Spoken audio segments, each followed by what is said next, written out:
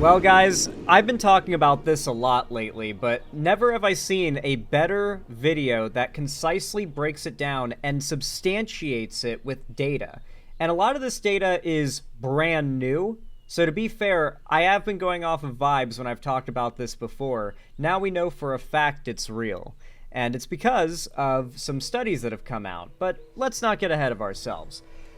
I've talked a lot about how the internet has gotten far more hostile, not just to left-wing politics, but particularly towards minority groups, like over the last year in particular. Substantially so, especially if you're LGBT, and especially if you're trans. Now, this has just been a vibes thing for a while now, but now we have actual reports coming out from agencies that track this sort of thing that are all substantiating and corroborating that same claim.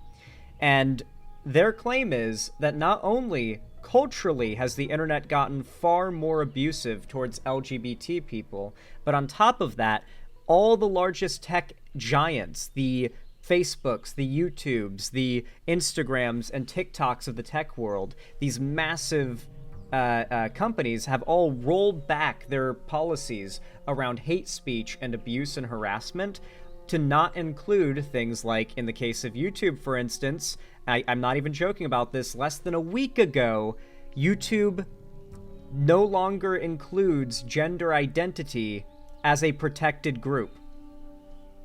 That's true. Just this week, YouTube rolled back their TOS. It is now completely okay in their rules to harass trans people, to make content that says that trans people are not real, that their rights are up for question, to say slurs about trans people is now allowed, because trans people are not considered like a group of people that can be discriminated against, or that discrimination against is against the rules for. And that's just YouTube this week. And this is in response to a lead up, a cultural push to normalize this sort of thing that's been going for years but has gotten especially bad in the last year or so. And so that's what we're going to be talking about here, but not alone. I've brought up a video here that I admittedly watched a bit of before covering it here on stream. So I'll admit I pre-watched it a little bit, but I didn't watch all of it. This video is by a creator named Ty Turner. And from the bits of it that I saw, very, very good. I highly recommend you go check out the original video. Link will be down below in the description, so you guys can go check it out, of course. But it's called Trans Creators Are in Danger, Insane New Social Media Policy. And, man, I've been saying this so much for about 2 years now that the internet is getting terrifyingly more hostile towards, like, minority groups. Culturally, everything is getting more conservative and right-wing and hateful and bigoted and mean and toxic, and the algorithms are all encouraging it. Now we have data that proves it. Before it was admittedly all vibes. Now, very much different. So let's check out this video. I've been excited to watch this one on stream. I have so much to say around this. Let's check it out. Every major social media platform is now bowing to Trump and throwing their LGBT users under the bus to appease the MAGA overlords. Okay, a little dramatic, but they really are folding to this administration in some pretty significant ways. GLAAD recently published their 2025 social Don't media mince safety words. index, That's what they're doing. which revealed some pretty troubling changes across social media this year. And I'm not just talking about user content trending more anti-LGBT, which is also happening, but the platforms themselves have been changing their policies to allow more hate speech and harassment against queer people. With most of the So, something I've been talking about a lot is that rage and toxicity-inducing content naturally does very well online in every metric. From engagement to views to the amount of time spent recursively returning to a post in order to argue in, say, the comments section, all of these things mean that rage bait content, hateful content, toxic content is very prone to succeed in social media algorithms, the way that they're designed fundamentally, right? When something has a lot of views and conversation happening around it, it's meant to be seen by a lot more people and go viral. Right now, virality is most easily attained through being a conservative grifter. But on the other hand, these right-wing grifters make their living off of saying the kind of things that advertisers and the broader public don't exactly like. And so oftentimes, if these platforms allow too much of that kind of speech, while it may make them a lot of money, if like half the platform is really pushing the bar on what can be said, under social norms, it makes them a lot of money. But the second someone steps over the line, take PewDiePie doing that, the whole like Nazi sign thing, the like Fiverr video that got him canceled or whatever, like that caused the apocalypse on YouTube, and it led to the platform basically going into a turtled up position and going super aggressive on the TOS against everybody for years and years. And now we're seeing that kind of fade away and a return to a far more, some would call it Wild West style of internet, but in reality, when the algorithms reward a certain hateful type of conduct repeated over and over again, that's all there's eventually going to be.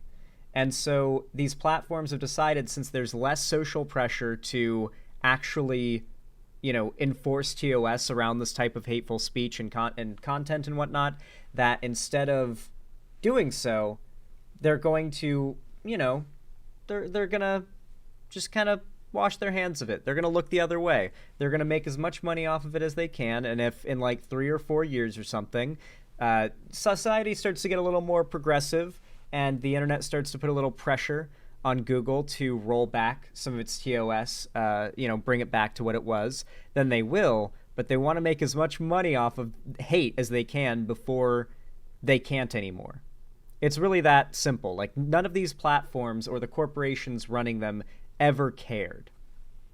These changes disproportionately affecting trans people, so they are actively making it a more hostile space for trans users. And as a trans creator who has been online for over a decade and who has been on the receiving end of a coordinated harassment campaign by a very large TERF group, I can tell you that, you saw the title. That's not hyperbole.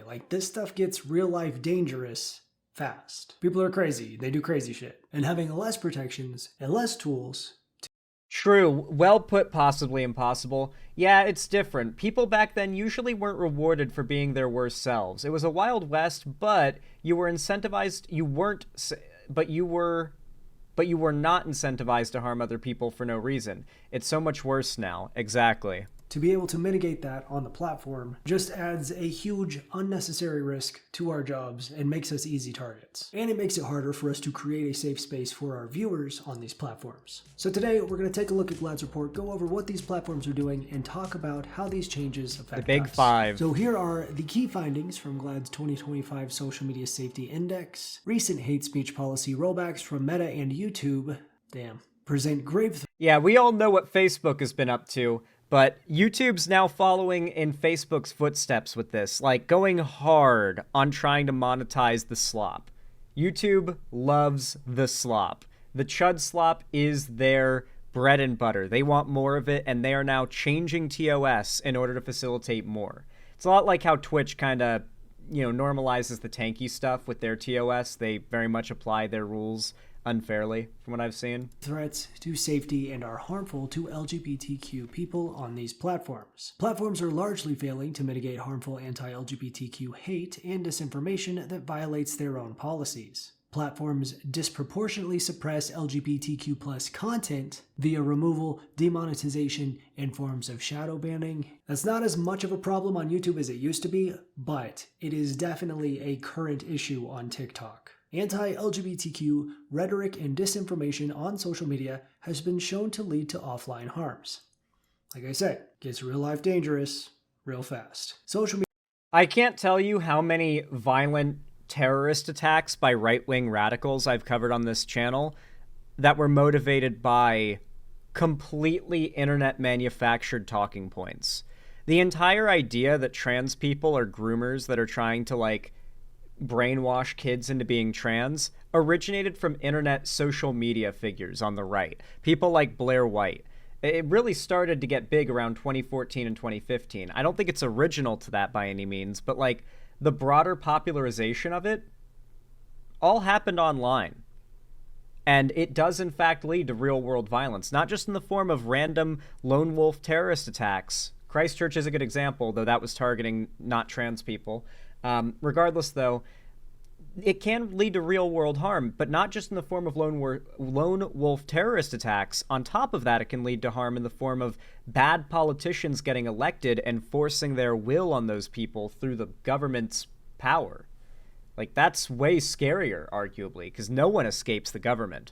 Media companies continue to withhold meaningful transparency about content moderation, algorithms, data protection, and data privacy practices. Now, just from this snapshot, I think we can objectively say that things are not great. The current state of social media is not great for trans people right now. And yet pretty much every anti-trans conservative believes and preaches this conspiracy theory that trans people have taken over social media and are using it to indoctrinate children. In the psychotic ramblings of...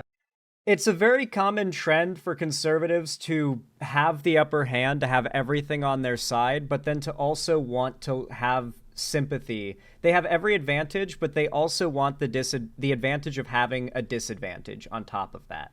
They want their cake and they want to eat it too. They want to dominate the internet, but then also use the idea that their speech is being suppressed as a way of garnering sympathy to get even more people on board with their worldview.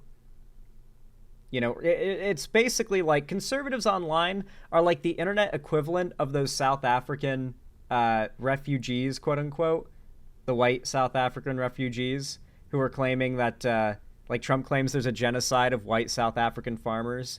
And yet these are like the most privileged group of people on the planet. Like there's very few places in the world where such an exclusive group of people get so much power, land, and governmental control, money, everything from a country. Like it's very much comparable, I think. Abigail Shrier, Irreversible Damage, she wrote a whole chapter about trans influencer where she talks about me and other trans creators by name and comes to the conclusion that our presence online is the agenda at work. Yep, here I am. You know what's crazy, dude? Abigail Shrier is one of the TERFs that actually played a part in propagandizing to me when I was a little conservative chudling as a teenager. I remember I had seen one of PragerU's first actually viral videos come up as an advertisement before a video I was watching on YouTube. I was like 16, maybe 17. And then appears Abigail Shrier as the speaker in the video. And she is talking about how young boys and teenage boys are actually like discriminated against and have it really rough and the world is against them and all the institutions demonize them and everything. Like it was a video clearly made to have like teenage to young 20s guys see it as an ad and to feel like this video is some very well substantiated fact-based like educational video, something like Crash Course. That's what they're imitating, by the way, is like Crash Course or SciShow. And it's like validating all of their insecurities and preconceived notions. And of course, what better person to present all of these talking points than a TERF in a suit who looks very professional, but she's a woman, and she's like telling you, yeah, all your opinions are, you know, I'm a scientist. I'm here with this educational institution. I'm a woman, and I'm here to tell you as a young man that you're discriminated against. You have it the hardest. Like, it was really obvious. Well, not then to me, but looking back on it, very obvious what that video was trying to do. Where she talks about me and other trans creators by name and comes to the conclusion that our presence online is the agenda at work. Yep, here I am, enacting my nefarious plot to trans all the children. It's insane, but people believe it. We've even seen bills introduced to ban minors from consuming LGBT content online. So having this in-depth analysis from GLAAD is a great resource to be able to point to and say, actually, trans people don't run social media, y'all do. Like, come on, have you been on Twitter lately? Because I haven't. But unfortunately, the people who need to see this the most are the least likely to. Because if we look at the coverage of this story, out of 50 sources, only 3 are right-leaning. 2 of them have actually just reposted the story from the Associated Press, and the third one has been removed. So really, no right-wing news sources are actually writing and publishing their own takes on this. I would theorize that's because they can't spin it to make us look bad, and because it contradicts one of the main anti-trans narratives that they push, so it gets ignored. That really is a great example of how the right handles stories like this. Like, if any information or a news story, regardless of how deserving in coverage it is, can't be spun for their narrative, it'll get no coverage. And giving it no coverage whatsoever is so much more beneficial to them than trying to set up some sort of like argument against it, some sort of narrative about how the left is wrong. Because when they ignore it, it quickly gets memory hold. No one talks about it anymore, and it has no negative impact on them. So yeah, they just bury stories like this, and then they'll continue to argue the left controls the internet, the trans people are out there grooming the kids all across the web, we've got to ban kids from the internet. Like, you know, that's what's going to be next, right? Is like all like, well, I wouldn't necessarily be against that. As an adult who hates seeing teenagers post their opinions on the internet, it wouldn't necessarily be the worst thing in the world if kids weren't allowed on the internet by law. But you know that would be a massive overreach in the right of the government to decide what you're allowed to do and how you're allowed to live your life. No one should be in favor of the government deciding that. But yeah, like I definitely think that's where things might be going. Which is part of the reason why I'm talking about this. I try to share and bring more awareness specifically to the trans issues that the right seemingly wants to ignore. And I'd encourage anyone who's willing to also do the same. And thanks to our sponsor, Ground News, it's easy to see which stories are important to amplify, because they're... Should I get Ground News? It does seem like it could be a handy app just for, like, following breaking news stories, but there's already Google News for that, you know? Like, I don't know. I don't know. Maybe one day.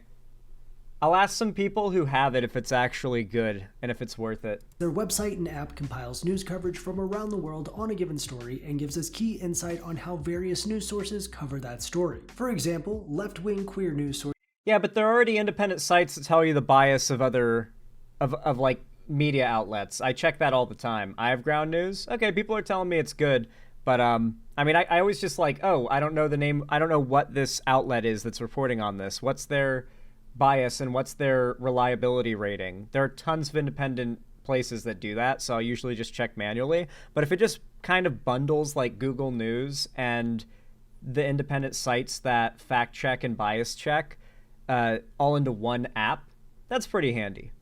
I guess that's fine. Sources like The Advocate and Them highlight the severity of the situation as it directly affects their readers, saying LGBTQ+ people's safety has plummeted across social media platforms, and LGBTQ+ safety on social media apps may be worse than ever. But even looking at center-of-the-aisle sources like The Hill, reporting major social media platforms failing to meet basic standards for safety for LGBTQ users. That tells me this is a problem that's being taken. The fact is, even before they changed their TOS, these sites were not all that safe if you were an LGBT creator. I think we can all count more than a billion times in our minds where a trans creator has been harassed by some massive creator's fan base off of the internet, like going all the way back to like 2016 this has happened. I mean, it's literally the right's whole bread and butter is like bullying trans people off of the internet. They've been doing this for years. Even when it was against TOS, YouTube didn't really care. They didn't really do anything about it unless it got so much attention and there was so much pressure on YouTube that they had to. Now that there's no pressure on YouTube to moderate this kind of stuff, it's about to get so much worse. taken seriously across the board. So it's probably something everyone should pay attention to. And the crickets from the right pretty much drive that home. So there's a lot of context we can get from seeing it all laid out like this. And of course, we get additional insight on each news source, like their political bias, factuality rating, and who owns them. Ground news has become a crucial tool in helping me keep up with trans issues and understanding how the media shapes our narrative. So give it a try and get 40% off the unlimited access Vantage plan. Get that bag. I use by Get going that to bag. groundnews.com/Turner or clicking my link in the description below. Get All right, that now bag. let's take a closer look at what's going on with these social media platforms, starting with YouTube. Oh I'm not boy, mad, I'm just disappointed. that's where we are right And now. I'm mad. In a deeply concerning update to YouTube's hate speech policy, the company removed gender identity and expression from its list of protected characteristic groups, which suggests that the platform is no longer protecting transgender, non-binary, and gender non-conforming people from hate and discrimination according to its community guidelines. Damn. Now, that's not a huge change because the policy still lists gender, but man, it still feels significant. Well, it is a huge change because the policy excluding gender identity and gender presentation, but still including gender and not sex, means that YouTube is now using gender to mean sex. That is to say, like, you're not allowed to be sexist or misogynistic according to TOS, but it's basically X'd out any real acknowledgement that trans people exist or are a valid protected group within their terms of service. That, like, when you do something hateful targeted at trans people for being trans, that is not against their community guidelines. Because there was an intentional decision to remove gender identity and gender expression. Yes. YouTube is also the only platform evaluated that does not have a policy prohibiting targeted misgendering and dead naming. So that's kind of rough. They do have pronouns, which is awesome, but like if someone's going through my comments and purposely calling everyone the wrong pronouns, we don't have grounds to report that. YouTube is the only platform besides X that does not have an explicit policy prohibition of harmful conversion therapy content. Whoa! Now I recently... Yeah, YouTube's pretty crazy with this shit. There is conversion therapy content, and if you think that's crazy, you guys know that the Taliban has official propaganda YouTube channels that are run by the government in Afghanistan. They're mostly YouTube channels where, like, they'll find a guy who's, like, got good presentation and screen presence, and they'll be like, hey, we will pay you a king's wage, more or less. You will live in a high-rise apartment in a, like, everything will be made of gold if you want it to be. And we will pay whatever it takes to have ads run on all of your content, but we want you to make pro-Afghanistan tourism content and content centered around making the Taliban government look favorable. And there are a dozen or so YouTubers like this who have not only gotten silver play buttons, just like that one right there on the wall, but just like I did, they got a signed letter from YouTube saying, like, hey, congratulations on hitting 100K subs. There can't be a better endorsement of your content than that, right? And so clearly YouTube knows and doesn't care that the Taliban is using their platform to essentially whitewash, if that's the term, well, I guess sugarcoat, whitewash, whatever term you want to use, the evil of what they've done in Afghanistan as of yesterday. You know, like, this wasn't just this wasn't something that happened a month ago or 10 years ago or 20 years ago or 50 years ago. This is very recent history of massive human rights abuses when the Taliban took over. The fact that YouTube is enabling this type of propaganda, and then on top of that, they're profiting off of hate, really goes to show what the actual moral character of their website and platform and company actually is. Just saying. recently had a YouTube video talking about the TikTok conversion therapy trend, and I believe on that video there was like a little card, maybe from the Trevor Project or something, with information about how conversion therapy is harmful. So that's something, you know, that's good. But with them doing that, I would have definitely assumed they had something prohibiting actually promoting conversion therapy. That's not great. In a positive change from last year's evaluation, YouTube updated its advertising policies, which now prohibit advertisers from excluding users from seeing ads based on their sexual orientation and gender identity. This commercial is not for gays. They used to do that? That's kind of crazy. So if you've wondered why you might be getting a lot more conservative ads lately, like PragerU ads or whatever it may be, it's because YouTube removed the previously existing feature where companies could choose to exclude their ads being shown to certain demographics and certain groups of content viewers and target them at like they were probably targeting the ads primarily at a conservative, likely conservative viewer, and now they just get shown to whoever because they don't like discriminate on who sees what ad anymore, at least not by demographic. And this last paragraph is basically saying that last year, YouTube made some diversity commitments, but now Google has announced DEI rollbacks on their policies, but those policies haven't changed officially yet. So those rollbacks aren't counted on this year. I love how all these companies saw Trump winning as like, I guess America hates DEI. It's time to roll all that back. It's like, why'd you do it in the first place then? And then virtue signal about how much you were so genuinely like progressive and in favor of it. Why should we ever believe any political like side that you try to take is genuine, like ever? This should be the biggest, like, back in the day you'd call it bread pill for people. The realization of, man, these companies don't believe anything ideologically. It's all about their bottom line. It's all about making money. And they'll use any ideology to do it whatsoever. Year's score, but will be counted on next year's score. Got it. And so this is YouTube's score. A 41 out of 100. Out of 100. So the Glad Report Ooh. gave each platform a score out of 100, and as you can see, Not good. it's Fs across the board. And they've showed their methodology. Man, TikTok standing proud And though. as you can see, TikTok standing proud. They've got to keep that LGBT Zoomer user base. They got to keep them happy. They can't let it be too abusive towards them on that platform, as much money as it would make them.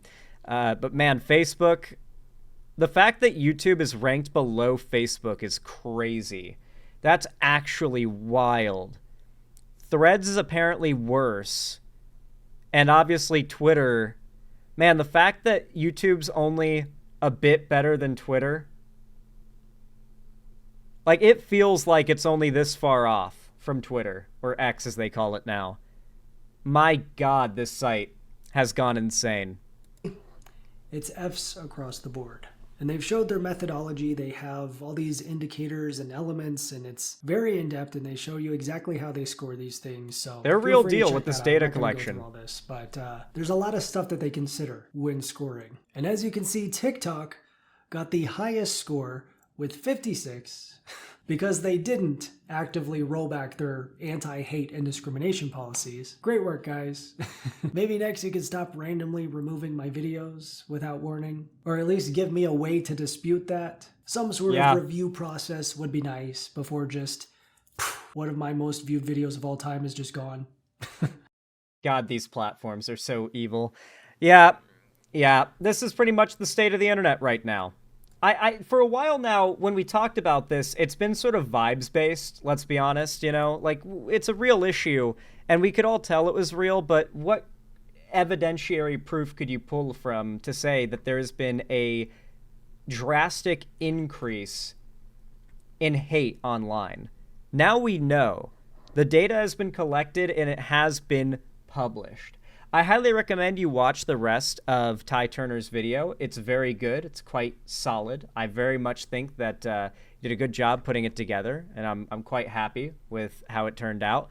I've been saying all this for a while now, so it's very good to see a video just concisely explain all of this in a way that's like very, very solid, you know?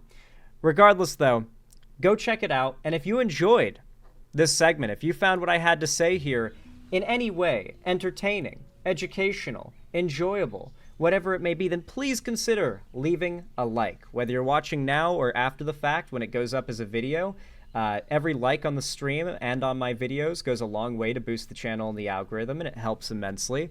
And of course, if you want to see more from me in the future, be sure to subscribe and ring the bell icon. But if you want to double up on supporting the channel, you can also drop a comment on all my videos as well. It really does help, and if you don't know what to say, then consider saying, what should you say? You know what? Let's just go with the classic trans rights. The classic trans rights in the comments section. I really do appreciate it, though. Thank you so much for watching, and if you want to see more from me on other platforms, you can follow my social medias linked down below, but I especially recommend you join my fan Discord, as that's the main hub of my community and fan base. And on top of that, I host gaming events, call-in streams, watch parties, and movie nights there every Friday, every week, and I announce all my new uploads and streams there, so you won't miss anything if you hop into the Discord.